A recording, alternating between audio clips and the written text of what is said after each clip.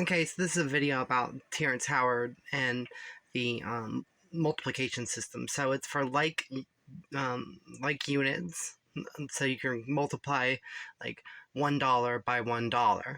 So, or $1 by $0. And so zero has a function where you multiply, if you multiply anything zero by any variable x, will be equal to the variable x, whatever variable x is. So that's, it basically converts to a addition function. Okay, so we just convert, because that's what multiplication is meant to do, is simplify chains of addition, right? So just as division's made to simplify chains of subtraction. So it's the exact same thing. So it's just refers to multiplication, the other refers to subtraction. So if you have zero, when you have zero, and zero has its own principles. So zero is, if you multiply zero by zero, it equals zero, obviously. But if you multiply zero by one, we're going to take $1 and we'll multiply it by zero. So we're multiplying it by nothing. So multiplying 1 by nothing leaves you with what? Leaves you with 1. So you still have 1. And then your divide 1 by nothing leaves you with nothing. So ultimately it works both ways. So ultimately when you come down to the square root of 2 problem for this system, we can ultimately come to the conclusion that we can have a real simple function. So when we look at square root of 2, what square root really is a division sign.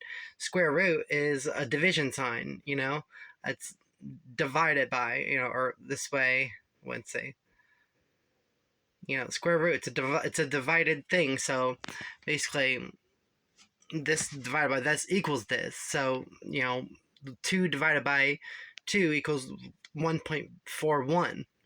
And so what we do, when you see that 2 divided by 1.41 equals 1.41, then you know that that's the square root of 2. So now we can, because that's a divided function, we minus a 1 from that end, because we do a minus 1 on the division function. So now the end function is 0.41, when whatever the remainder is. Obviously there's some runoff remainder, but we're not including that. And then when you do that, you have a real simple function to where it counteracts the +1 on the multiplication side, because you're doing a -1 on the division side, and you get a better system that scales dimensionally. It scales dimensionally, so if you go up in the dimensions, it actually becomes more.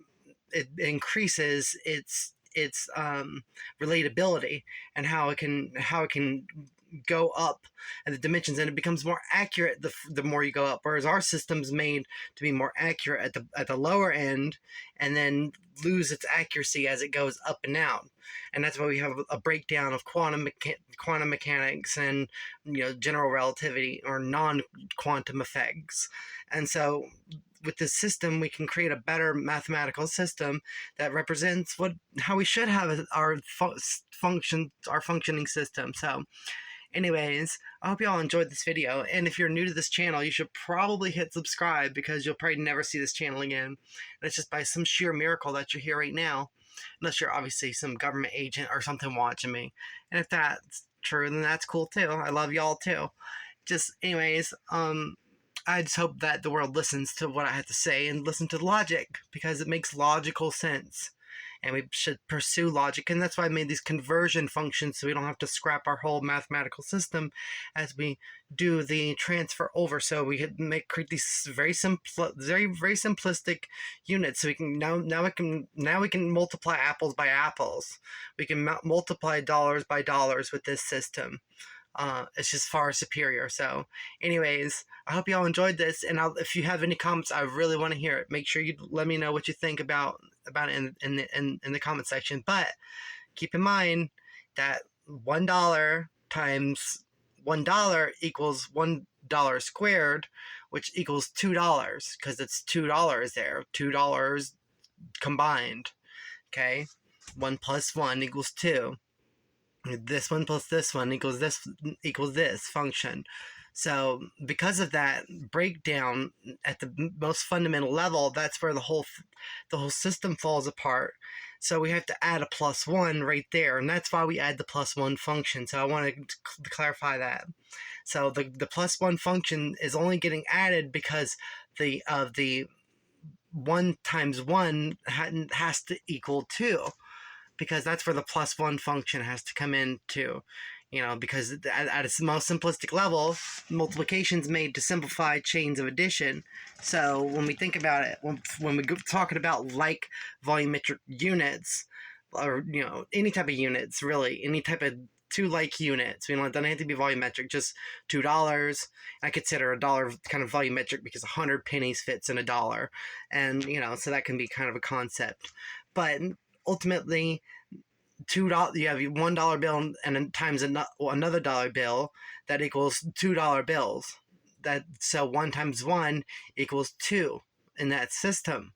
And because of that, we have to do a plus 1. And the plus 1 really ultimately comes because 0 times 1, it doesn't equal 0. 0 times 1 equals 1.